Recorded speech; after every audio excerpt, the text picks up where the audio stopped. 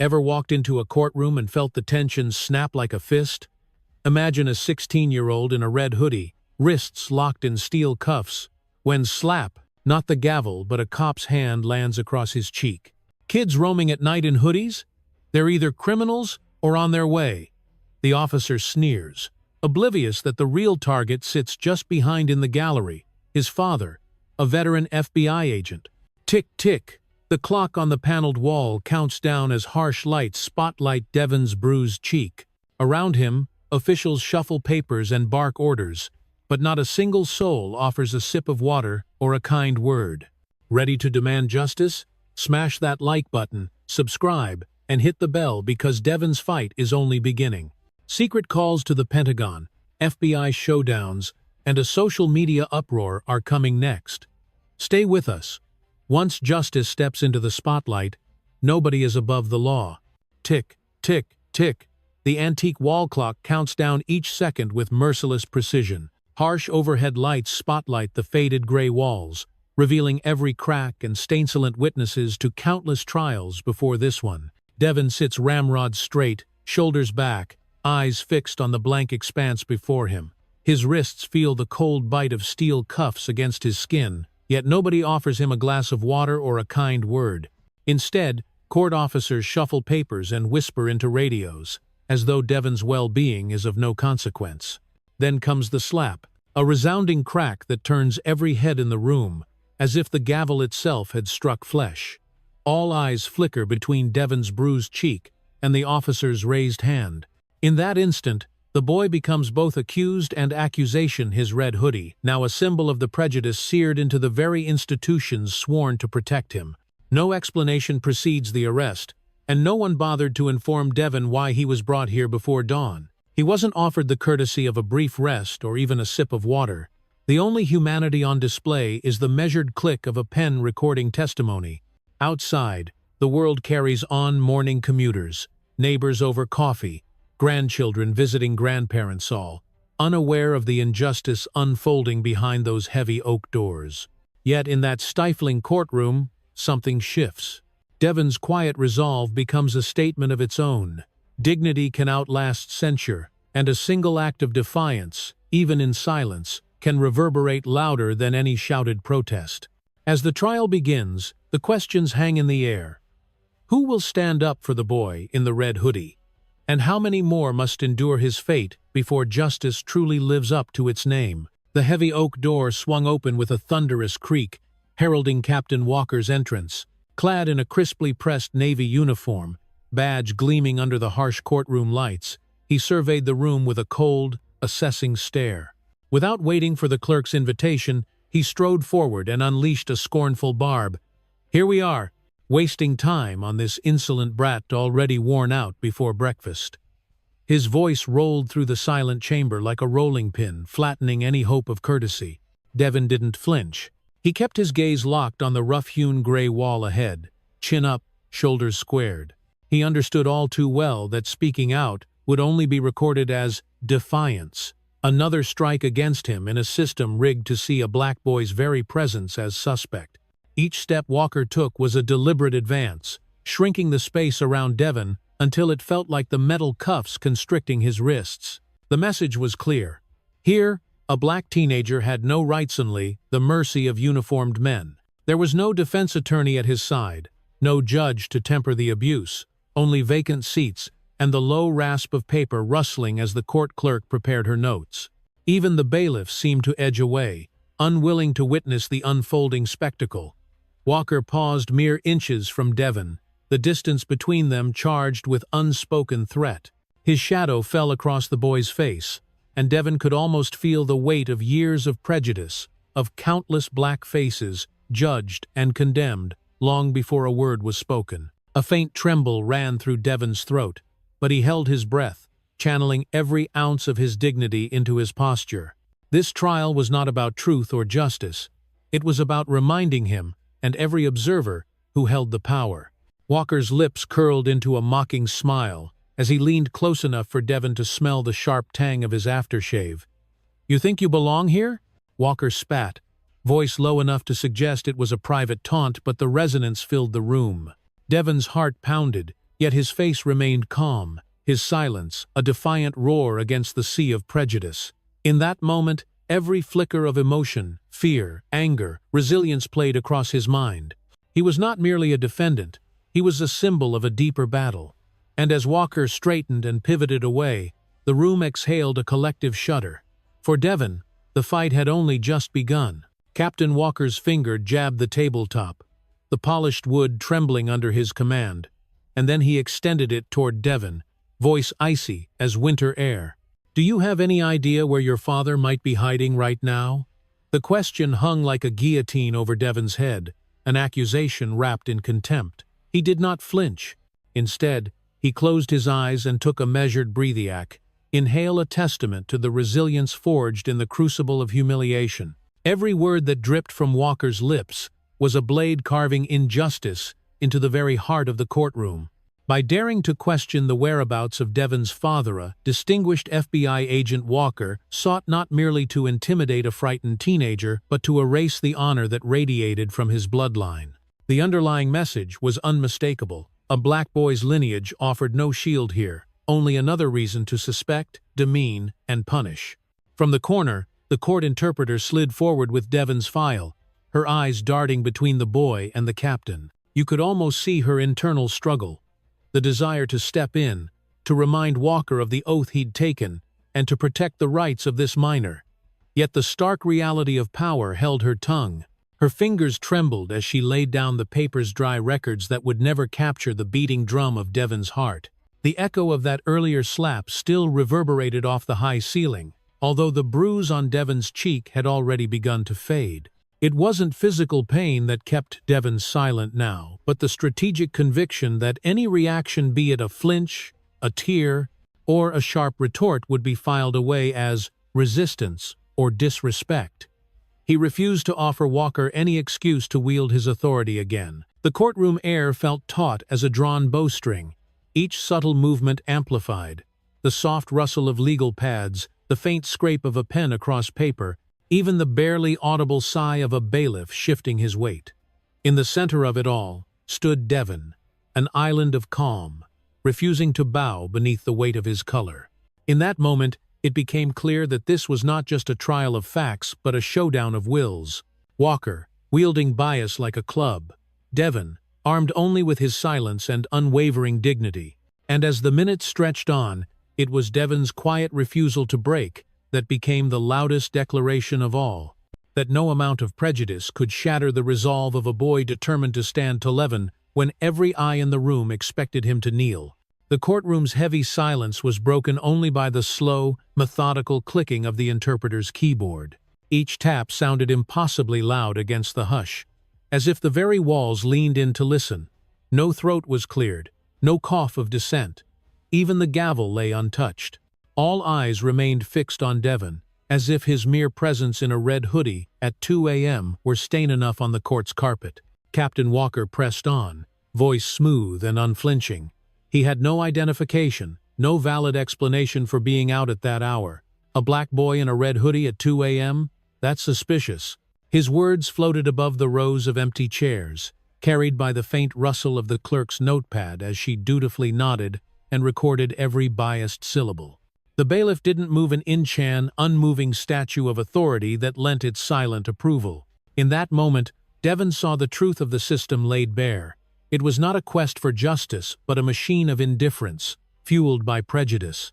His heart pounded, each beat echoing the lie that the color of his skin, the cut of his hoodie, was all the evidence needed to strip him of his dignity. He imagined the scales of justice tipped irretrievably, red hood down, black skin revealed, presumed guilty before a single fact was weighed. Every word Walker spoke, every nod from the clerk, every steady breath of the bailiff, seemed to reinforce the same cruel message. Here, a child's humanity could be erased by assumptions about race and circumstance. No one questioned whether Devon was cold, thirsty, frightened, or simply lost. No one asked if a 16-year-old deserved a moment of compassion. Instead, they colluded in his silencing. Devon's spine stiffened. He refused to shrink. In his mind, he catalogued each detail: the interpreter's trembling hands, the clerk's blank stare, the bailiff's rigid posture as proof that this was not an aberration, but the system's default setting. And as the clicking continued, it became clear. The real crime in this courtroom was not Devon's alleged trespass, but the prejudice that insisted a black boy in a red hoodie must be guilty. Captain Walker's words echoed like a curse in the stifling courtroom. "No one cares about your pleas," he spat, bearing contempt as keen as a blade. His voice alone would have been enough to bruise Devon's spirit, but he wasn't done. With a sudden shove of his broad shoulder, he sent Devon's chair skidding across the tile. The legs scraped and groaned under the unexpected weight. Devon's cheek flared with pain where the earlier slap had already marked him, the dull ache reminding him of the metal bite of his handcuffs. Yet even as the sting of humiliation and the crush of steel encircling his wrists threatened to break him, Devon remained motionless, breath steady, gaze unflinching. Every spectator in that room, stoic bailiffs, dutiful clerks, the silent interpreter, watched this display of raw power, knowing it was fueled not by need but by prejudice. A black boy in a red hoodie, Devon had become a canvas for their worst assumptions, each act of aggression merely another stroke in a painting of bias. Walker's eyes flicked across the faces before him, daring anyone to intervene. But they sat frozen, their conscience gagged by apathy or fear. Devon felt the throbbing in his cheek sharpen again, a reminder that the pain inflicted was not random but deliberate. Yet his silence spoke louder than defiance could. With each passing second, his calm refusal to cower chipped away at Walker's authority, revealing the cruelty behind the badge. The courtroom clock ticked on, each beat a promise that this moment would not be forgotten or forgiven. Though his body ached and his wrists burned, Devon clung to something more powerful than anger, hope in a justice that could still be real. His eyes, steady as a soldier's, met Walker's for one long, unspoken exchange. In that glance lay the truth that even a single push, a single unjust blow, could never erase his dignity. And in that hush of defiance, the courtroom itself seemed to hold its breath, waiting to see if prejudice would finally crack against the unbreakable will of a boy who refused to be silenced. The courtroom air snapped as the solid oak door burst open and all heads turned toward the entrance. There, standing tall in a crisp suit that belied the intensity of the moment, was Devon's father, an experienced FBI agent whose reputation for integrity preceded him. His footing was steady, shoulders squared, as if every step forward drove a nail into the wall of prejudice that had confined his son. Without haste or hesitation, he crossed the distance to the witness stand and laid a single object on the polished wood top, his Federal Bureau of Investigation badge. The gleaming seal caught the spotlights, scattering points of cold light across the silent faces arrayed before him. Even Captain Walker, whose every glower had ruled this room, stiffened mid-breath. A hush fell so complete that the distant hum of the air conditioner seemed intrusive. Then, in a voice both calm and resolute, Devon's father declared, "From this moment on, I will represent and protect him." His words were neither loud nor bombastic, yet they reverberated like cannon fire, shattering the courtroom's oppressive stillness. At once, the scales of authority tipped. Where Walker's cruel smirk had once held sway, now stood a man whose mere presence demanded respect. The judge, a figure long absent from the fray, glanced down from the bench, pen hovering over the docket, as if awakening from a trance. Court officers straightened, bailiffs relaxed their stances, and even the clerk paused her typing, pencil poised over the margin of her notepad. All that remained was the raw, unfiltered truth. Devon was no longer alone. In that swift moment, the boy's handcuffed wrists took on new meaning, not symbols of guilt, but emblems of a father's unconditional love and unwavering duty. Every heartbeat in the room echoed the turning point of the trial, where prejudice met its match in legitimate power and paternal devotion. The tension that had coiled like a spring finally began to unwind. Captain Walker's lips parted, as though seeking words to counter this tidal shift, but none came. Instead, he cast a fleeting glance at the badge before his eyes, a silent acknowledgement that some forces simply cannot be ignored. And as Devon lifted his gazoon, cuffed in spirit, if not in chain, saw not only his father's badge, but the promise of true justice at last stepping into the room. Within hours of the hearing's explosive climax, A covert legal intern quietly uploaded the courtroom footage, showing Devon's slap to the internet. Almost instantly, the video ignited a firestorm across social media platforms. Tweets and Facebook posts bearing the hashtag Justice for Devon surged like tidal waves, each share amplified by outrage at the blatant use of force against a handcuffed minor. What began as a confined courtroom drama now spilled into living rooms, coffee shops, and senior centers nationwide. Retirees remembered how authority once went unchecked. Grandparents shook their heads in disbelief that such an abuse could still occur in our courts. Young parents posted alongside images of their own children, invoking the universal instinct to protect the vulnerable. A swell of voice lawyers, teachers, veterans condemned not just Captain Walker's actions, but the systemic indifference that had allowed them. Editorial boards issued scathing opinion pieces, urging swift accountability. When justice itself is weaponized, we all suffer. Bar associations demanded an immediate internal review, while civil rights groups organized online petitions calling for criminal charges. Within days, local news outlets ran live segments, interviewing legal experts who decried the culture of silence that had enabled such misconduct. The pressure was unrelenting. District offices found their phone lines jammed with constituents demanding transparency. Elected officials released statements promising full cooperation with any inquiry. The state's Judicial Conduct Commission announced an emergency session, and the county prosecutor opened a preliminary investigation into both the slap and the broader question of racial profiling in the courtroom. Suddenly, the courtroom's stifling silence was replaced by a chorus of demands for reform. Where once Devon sat alone, his voice muted, now stood a movement speaking up for him and countless others who had endured injustice in silence. The sheer volume of public outcry forced institutions that normally hid behind paperwork and protocol to take action. In that pivotal moment, the balance of power shifted yet again. The same forces that had victimized Devon were now under the microscope, compelled to answer to the court of public opinion.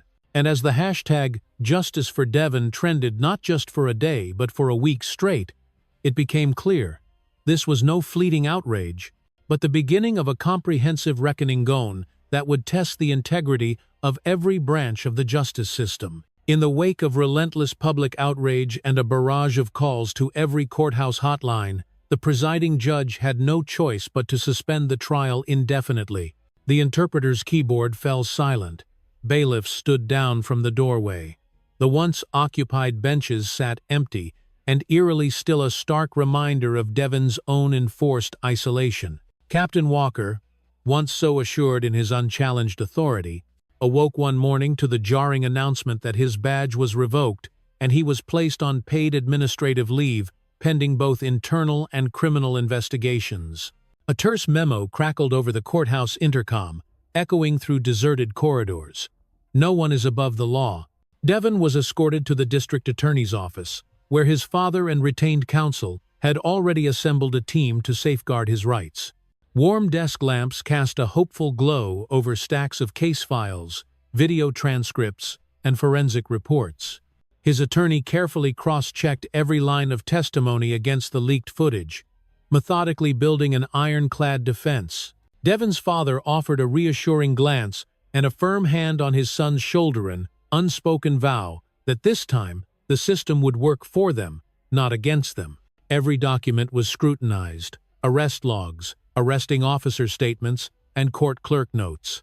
A cadre of investigators from the DA's cold case unit joined to verify the authenticity of evidence, ensuring no fact was overlooked or fudged. They traced the timeline from the moment Devon's car stopped at dawn through to the shocking slap, annotating every discrepancy. Each signature was examined, each timestamp audited. The prevailing declaration from the state's legal authorities resonated like a clarion call. Abuse of power will not be tolerated.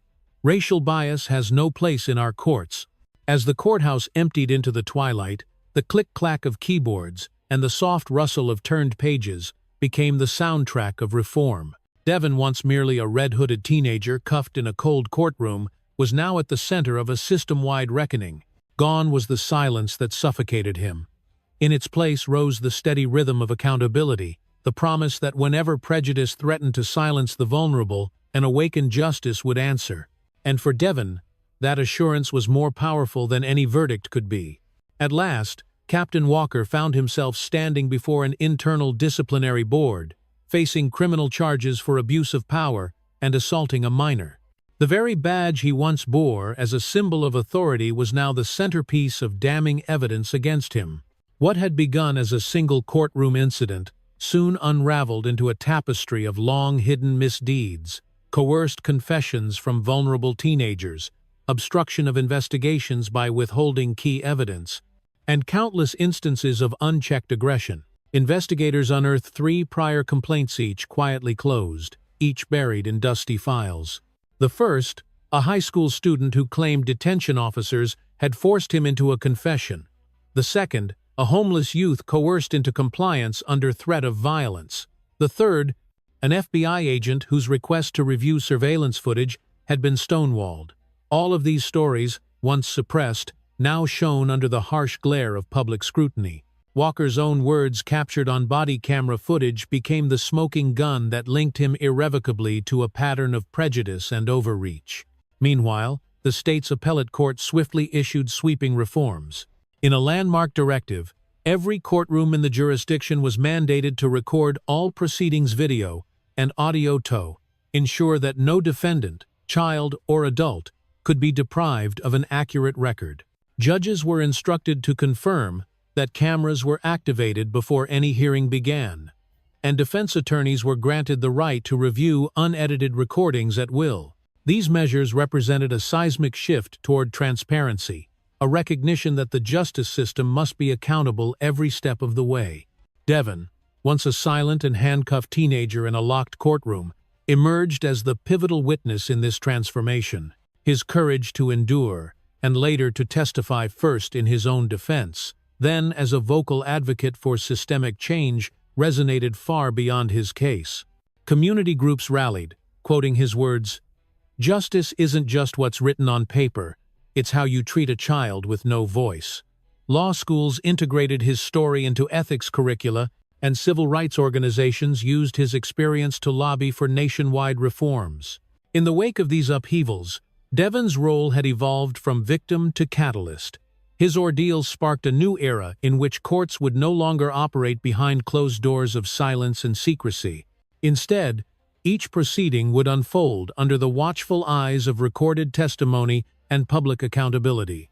And in that shift, the true promise of justice equal, transparent, and humane began to take root. From a silent boy pressed against that cold gray wall, Devon has become a powerful symbol for every voice once ignored. His story reminds us that true justice isn't just the letter of the law, it's respect for human dignity, regardless of age, background, or skin color. When we remain silent in the face of wrongdoing, our inaction becomes complicity, allowing abuses to persist. Devon's ordeal began with no one asking, "Are you thirsty?" or "Do you understand why you're here?" Small courtesies that vanished in an instant of prejudice.